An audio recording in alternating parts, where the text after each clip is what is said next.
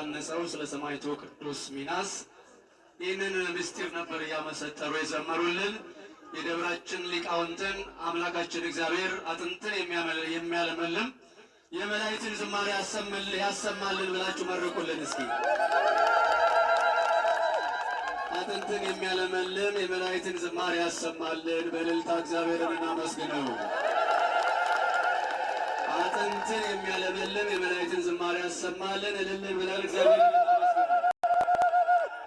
መራግቦቻችንን ቀልጠፍ ለማድረግ ያህል ከዚህ በመቀጠል በቀጥታ ወደ ዕለቱ ትምህርት ነው አስመልክተው ወንጌል የሚያስተምሩን የሚመክሩን መጋቤ ምስጢር መምህር ፈቃዱ አረጋ በቤተል ደብረ ኢዮር ቅዱስ ሚካኤል ቤተክርስቲያን ሰባኪ ወንጌልና የደብሩ ዋና ጸሐፊ ናቸው። በእውነት በሀገር ውስጥም እንዲሁም ደግሞ በውጭም ሀገር እየተዘዋወሩ ወንጌል ለተጠማው ማህበረሰብ ወንጌል የሚያዳርሱ እጅግ የተከበሩ ወንድማችን ናቸውና በእልልታ ተቀበሉልኝ። አንድ ጊዜ ወደ ተከበሩት መምህራችን መጋቤ ምስጢር መምህር ፈቃዱ።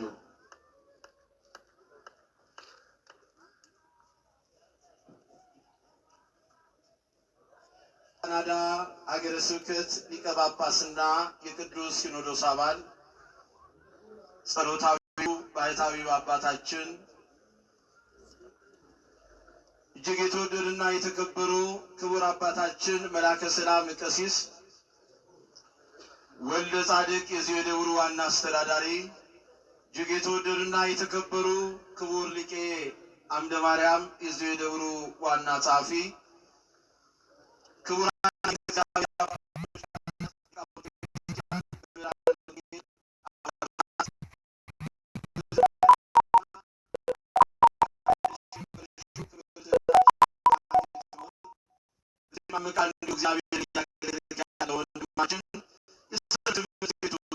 ሕፃናት እግዚአብሔር አምላክ በዚህ ቅዱስ ስፍራ በዚህ ታላቅ የበረከት ዕለት በሰማዕቱ በቅዱስ ሚናስ ቤተ መቅደስ ተሰብስባችሁ የሰማዕቱን የቅዱስ ሚናስን አምላክ እያመለካችሁና ከሰማዕቱ ከቅዱስ ሚናስ የተሰጠውን በረከት ለማግኘት ቅዱስ ስፍራ የተገኛችሁ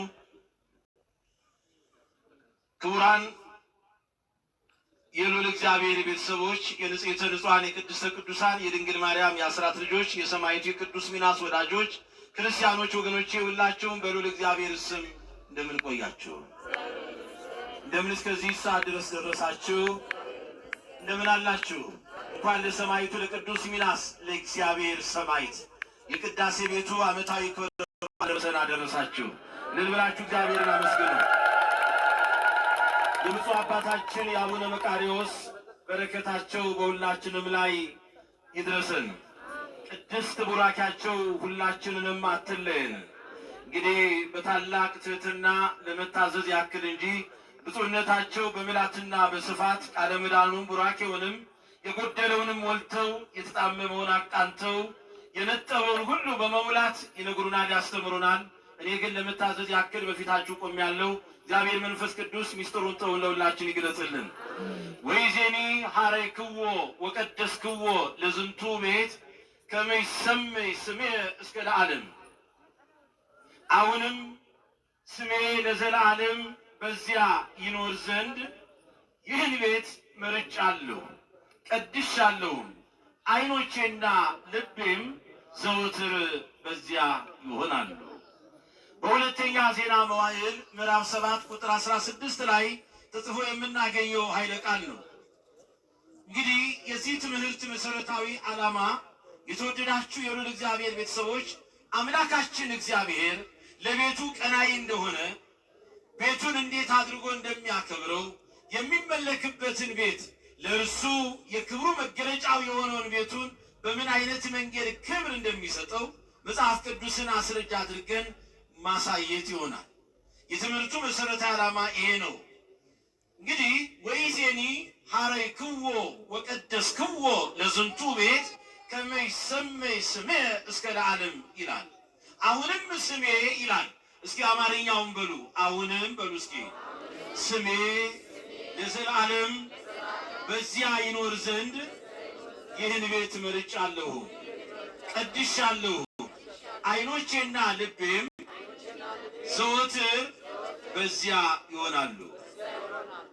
እንግዲህ ይህን መልእክት በጊዜው ጊዜ ያስተላለፈው አምልኮ፣ ምስጋና፣ ውዳሴ፣ ክብር፣ ቸርነት፣ በጎነት፣ የዋህነት፣ ርኅራኄ፣ ትዕግስት፣ ፍቅር፣ አዳኝነት፣ ፈጣሪነት፣ ሁሉን ቻይነት የባህሪ የሆነው የዘመናቱ ባለቤት የሰራዊት ጌታ ልዑለ ባሕሪ ሕያው ባሕሪ ንጹሕ ባሕሪ ቅዱስ አምላካችን እግዚአብሔር ነው ይህን ቃል የተናገረው። ስሙ ይክበር ይመስገን።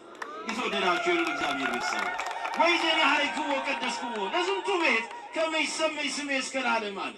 አሁንም ስሜን ያሉ ስሜ ምን ያለ ስሜ አለ ለዘላለም በዚያ ይኖር ዘንድ ይህን ቤት ምን አድርጌዋለሁ? መርጫለሁም ቀድሻለሁም አለ። ዓይኖቼና ልቤም ዘወትር በዚያ ይሆናሉ አለ። እንግዲህ የቃሉ ባለቤት ይህን መልእክት ያስተላለፈው አምላካችን እግዚአብሔር ነው። መልእክቱ የተላለፈለት ሰው ደግሞ ማን ነው ስንል በአባቱ በዳዊት ፈንታ ሕዝበ እስራኤልን እንዲያስተዳድር ገና የ12 ዓመት ታናሽ ብላቴና ሳለ እግዚአብሔር የመረጠው እግዚአብሔር የወደደው ለንግስናው ብቻ አይደለም ጥበብንም የገለጸለት እግዚአብሔር ጥበበኛው የምንለው ጥበብን ወዳድ የምንለው ወይም ደግሞ የጥበብ ወዳጅ የምንለው መፍቀሬ ጥበብ ሶሎሞን ነው። ይህ መልእክት የተላለፈለት ለዚህ ታላቅ ሰው ነው። ለዚህ ለእግዚአብሔር ነቢይ ነው። ሕዝበ እስራኤል ዘሥጋን በእውነት ከአባቱ ከዳዊት እግር ስር ተተክቶ በአባቱ በዳዊት ፈንታ የአባቱን ዙፋን ይዞ እስራኤልን የሚመራ የእግዚአብሔርን ቤተ መቅደስ ከ46 ዓመት በኋላ ሰርቶ ለጨረሰው ለመፍቀሬ ጥበብ ለሶሎሞን ይህ መልእክት ተላለፈለት። ማን ያስተላለፈለት? እግዚአብሔር። መቼ መልእክቱ እንዴት ደረሰው ለዚህ ድንቅ ነቢይ ለዚህ ለጥበበኛው ሰሎሞን ስንል የእግዚአብሔርን ቤተ መቅደስ ሰርቶ ከጨረሰ በኋላ ቤተ መቅደሱ በሚመረቅበት ጊዜ ይህን መልእክት ማን ሰጠው? ይህን የበረከት ስጦታ ማን አስተላለፈለት? አምላካችን እግዚአብሔር። በመጽሐፍ ቅዱስ ተጽፎ እንደምናገኘው በአንደኛ ነገሥት ምዕራፍ 8 ከቁጥር 62 እስከ 66 ላይ ተጽፎ እናገኘዋል። መልእክቱ የደረሰው ለጥበበኛው ሶሎሞን ነው። ምን ሲያደርግ ያየ ነው የተላለፈለት ያለው የእግዚአብሔርን የማምለኪያውን ቤተ መቅደሱን ሰርቶ ከጨረሰ በኋላ 46 ዘመን የፈጀበት 46 ዓመት ሶሎሞን የሰራው ቤተ መቅደስ እግዚአብሔር የሚመለክበት በኢየሩሳሌም ዋና ከተማ ውስጥ ነው የሚገኘው የቤተ መቅደስ። ስለዚህ ቤተ መቅደሱን ሰርቶ ከጨረሰ በኋላ እግዚአብሔር ለመቅደሱ የሰጠውን ክብርና ደግሞም ዘወትር የእግዚአብሔር ዓይኖቹና ልቡ በዚህ ቤተ መቅደስ እንደሚሆኑ ይህን ቤት እግዚአብሔር ለራሱ እንደመረጠ ለመመስገኛው እንደመረጠ ለአምልኮቱ እንደመረጠ እርሱ ለሚመለክበት እርሱ ለሚመሰገንበት ቤቱን እንዳዘጋጀና እንደወደደው ለሶሎሞን ነገር። ዛሬ ደግሞ እንደ ሐዋርያዊቷ ኦርቶዶክሳዊ ተዋሕዶ ቤተክርስቲያናችን አስተምሮ እንደ ቀኖኗ መሰረት ዛሬ ደግሞ ሰኔ 15 ቀን ምድቡ ከሰማዕታት ምድብ ወገን የሆነው የእግዚአብሔር ሰማዕት የቅዱስ ሚናስ ወይንም ማር ሚናስ ይሉታል። ማር ማለት በሶሪያ ቋንቋ ነው። ሲተረጎም ቅዱስ ማለት ነው። ማር ኤፍሬም እንደሚለው ቅዱስ ኤፍሬም ተብሎ እንደሚጠራው ማር ሚናስ ይሉታል። ስለዚህ የሰማዕቱ የቅዱስ ሚናስ ዛሬ ምኑ ነው? ቅዳሴ ቤቱ ነው። እስኪ አንድ ላይ ብሉኝ፣ ምኑ ነው ዛሬ? ሰኔ 15 ቀን የሰማዕቱ የቅዱስ ሚናስ ምኑ ነው? ቅዳሴ ቤት ማለት ምን ማለት ነው? ቅዳሴ ቤት በቤት የሚቀደስ ቅዳሴ ተብሎ አይደለም የሚፈታው። የሰማዕቱ የቅዱስ ሚናስ ቅዳሴ ቤቱ ነው ብላ ነው ሰኔ 15 ቀን ሐዋርያዊቷ ኦርቶዶክሳዊ ተዋሕዶ ቤተክርስቲያን ይህን በዓል የምታከብረው። ቅዳሴ ቤት ማለት ህንፃ ቤተክርስቲያኑ ተሰርቶ ካለቀ በኋላ ቀኖናው በሚያዘው ስርዓተ ጸሎትና እንደዚሁም በቅባ ሜሮን ከብሮ ያ ህንፃው ከብሮ በብፁዓን አበው ሊቃነ ጳጳሳት ከዚያም ደግሞ ብፁዓን አበው ሊቃነ ጳጳሳት ባይገኙ በቆመው ሰዓቱ ይህ ቤተ ህንፃ ቤተ መቅደሱ ከብሮ ለአገልግሎት የሚውልበት የሚባረክበት ደግሞ የሚከብርበት የሚመረቅበትና ለመንፈሳዊ አገልግሎት የሚውልበት ጊዜ ማለት ነው። ህንፃ ቤተ ክርስቲያኑ ተሰርቶ ካለቀ በኋላ ማለት ነው። በአዲሱ ህንፃ ቤተ ክርስቲያን ማለት ነው የቤተ ክርስቲያኒቷ ቀኖና በሚያዘው ስርዓተ ጸሎትና በቅባ ሜሮን ይከብራል። ከዚያስ በኋላ ያ ሕንፃው ለአገልግሎት ይውላል። ዛሬ በሰማይቱ በቅዱስ መርቆሬዎስ ስም በግብፅ ምድር በአሌክሳንድሪያ ግዛት የተሰራው በስሙ የታነጸው ሕንፃ ቤተ ክርስቲያን ተፈጽሞ ሰማይቱ ቅዱስ ሚናስ በቤተ መቅደሱ ውስጥ እንግዲህ ምን የሆነበት ነው? ክብሩ የተገለጸበት ቀን ነው።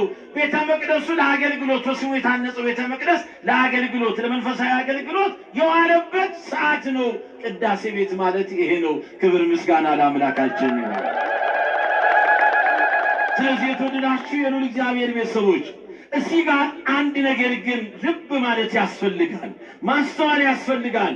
አምላካችን እግዚአብሔር ለቤቱ ቀናተኛ እንደሆነ መረዳት አለብን። አሁን የተሰራው ሕንፃ ቤተ ክርስቲያን ስንል እንዲሁ ተራ ሕንፃ አይደለም። እግዚአብሔር የሚመለክበት፣ እግዚአብሔር ያከበረው፣ እግዚአብሔር የወደደው፣ እግዚአብሔር የመረጠው፣ እግዚአብሔር ለራሱ ለክብሩ መገለጫ ያደረገው የአምላካችን የመድኃኒታችን የኢየሱስ ክርስቶስ ቅዱስ ሥጋው የሚፈተትበት ክቡር ደሙ በጽዋ የሚቀዳበት ቤተ መቅደሱ ማለት ነው። ለዚህ